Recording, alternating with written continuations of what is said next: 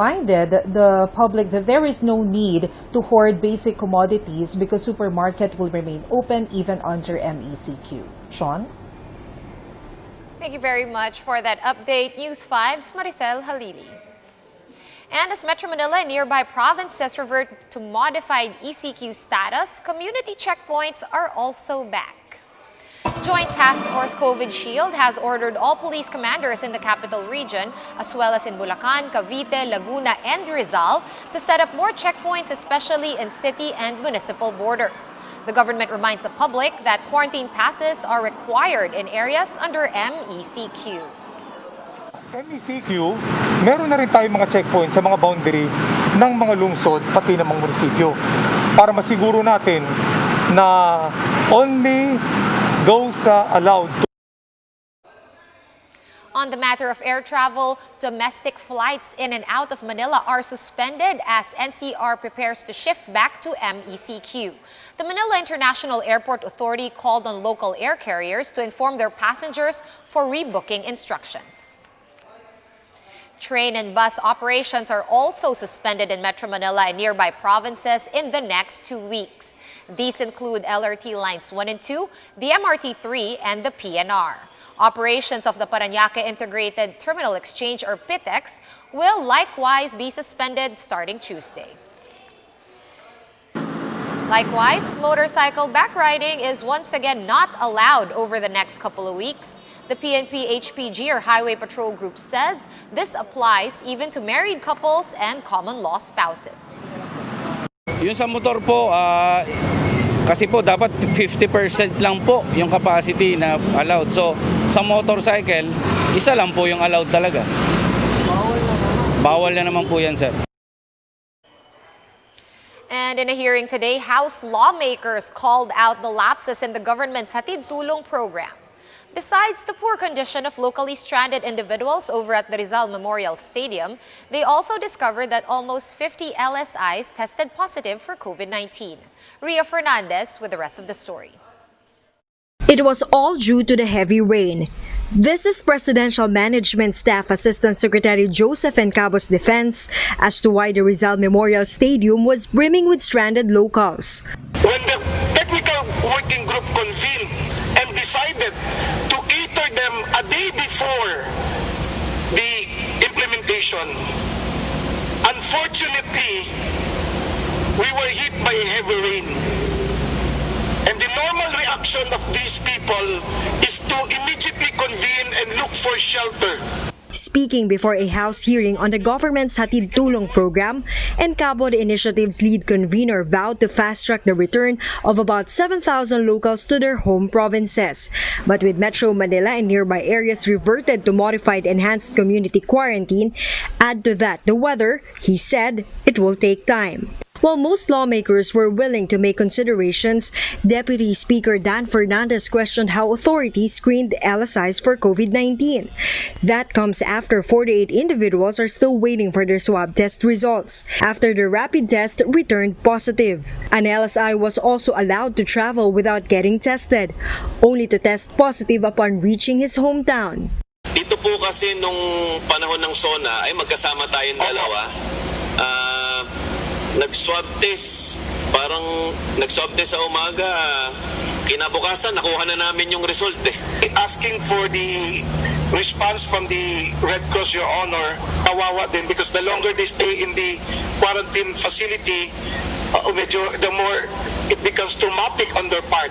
Ang Nakalusugan Party List Representative Mike Defensor pinpoints the program's organizational structure. Encabo explains that the Presidential Management Staff acts as the lead convener of the program, with partner agencies like the DILG, DSWD, DOH, and DOLE. Sabi niyo nung umpisa ninyo that you are all equal footing and no one is the head of the task force.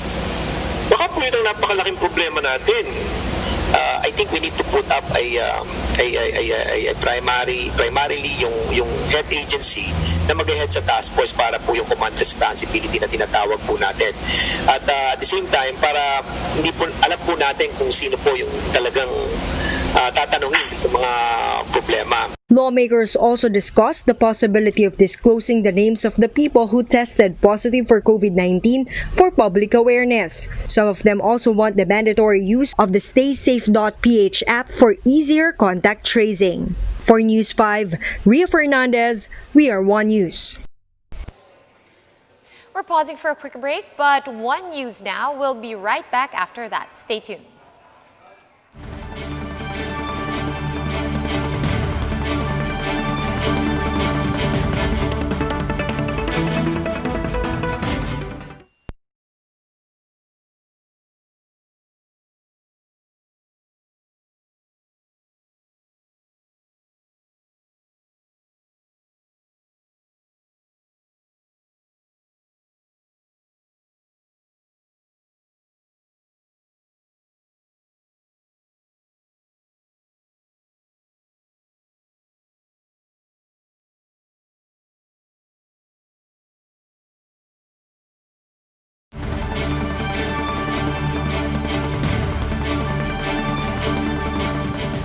You're still watching One News Now. I'm Sean Yao. Despite heeding the medical community's call to tighten lockdowns in high-risk areas, President Duterte did express some negative feelings over what he called a revolution against his government. Marian Enriquez is joining us live from Manila to give us the updates. Maan, what was the reaction of doctors after last night's briefing by President Duterte? Sean, health workers say they are not trying to pick a fight with the government, contrary to what President Rodrigo Duterte was implying last night. Much has to be done, they said, and it all starts with a unified plan of action.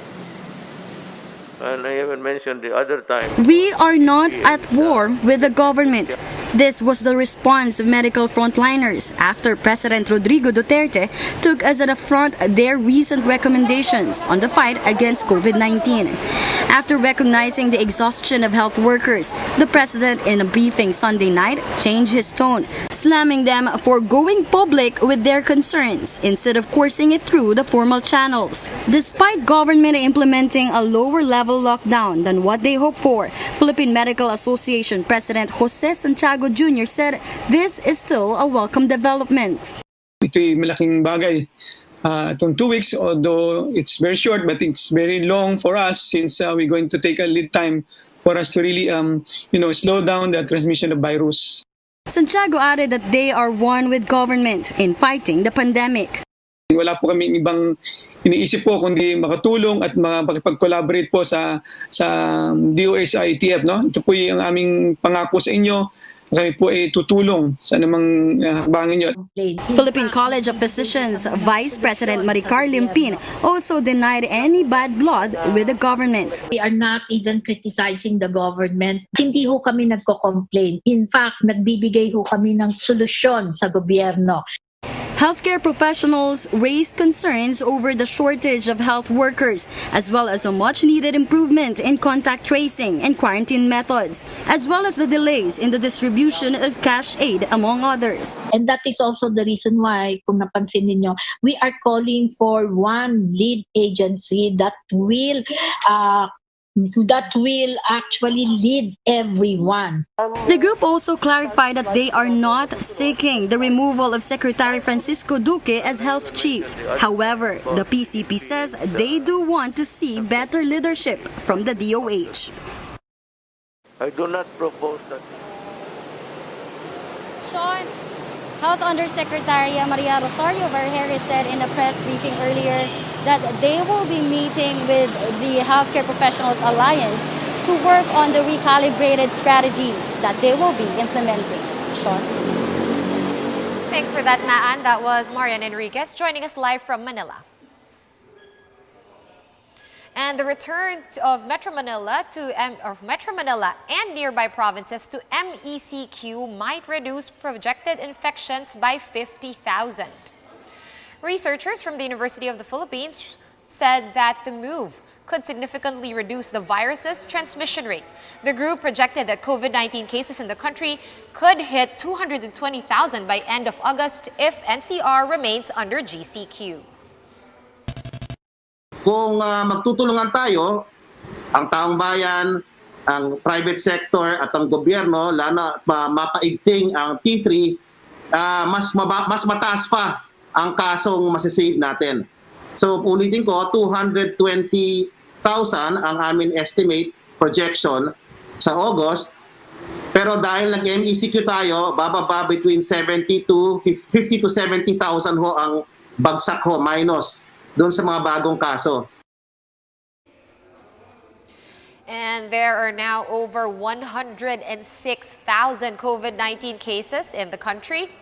More than 3,200 new infections were reported today, with some 80 cases removed from the total case count. As it stands, there are still 38,000 active cases in the Philippines. Our country now ranks 25th in terms of infections worldwide. That is based on the World Health Organization's COVID-19 dashboard. 48 more Filipinos, or 46 rather, succumbed to the virus, pushing the COVID-19 death toll to around 2,100. The DOH also reported 275 new survivors, bringing the total recoveries to more than 65,800. For more updates, follow News 5, The Philippine Star, and Business World online. Visit our website, onenews.ph, for more in-depth analysis. You can also catch One News on the Signal Play app. Register for a free account now at www.signalplay.com and stream One News live anytime, anywhere. I'm Sean Yao. We are One News.